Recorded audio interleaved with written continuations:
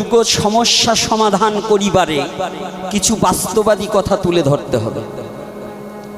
এর উদ্দেশ্য হচ্ছে আপনি কেন এত সাধুসঙ্গ দেবেন, আপনি কেন এত নামযজ্ঞ দেবেন, কেন ভাগবত পাঠ দেবেন। এর মূলত কি, ভাগবত দিলেই কি ভগবানকে পাওয়া যাবে?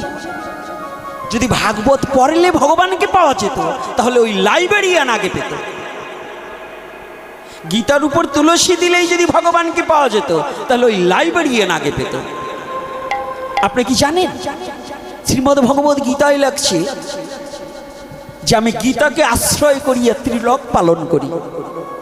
অর্থাৎ ওই কাগজের গীতায় আশ্রয় করিয়া কখন ভগবান ত্রিলোক পালন করে না, ভগবান এই দেহ গীতাকে আশ্রয় করিয়া অনন্ত কোটি ব্রহ্মাণ্ডটা প্রতিপালন করে। এই জন্য কাগজের গীতায় জল ঢেলে আর তুলসী দিয়ে যদি এই মানবকে ভালো না বাসতে পারো, যদি মানুষের প্রতি তোমার হিংসা থাকে, মানুষের ক্ষতি করবার জন্য তুমি যদি ব্যস্ত থাকো, তাহলে তুমি আমি কেমন সাধু এটুকু তো আর বুঝতে বাকি না। কি বাবা, কোথায় বলুন? এত নামযজ্ঞ দিচ্ছি, এত গীতা পাঠ দিচ্ছি, আমাদের উপকার কি হচ্ছে? কতটুকু হচ্ছে বলুন তো?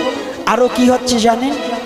নামযজ্ঞ গ্রামে একটা হলে এবার বছর একটা হয়েছে, দ্বিতীয় বছর দলাদলি করে আর একটা তৈরি করি কিনা বলুন?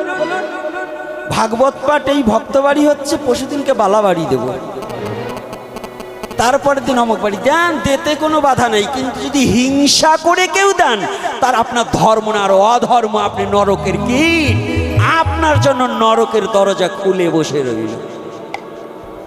কষ্ট হচ্ছে আমার কথা? সত্য না মিথ্যা বলুন?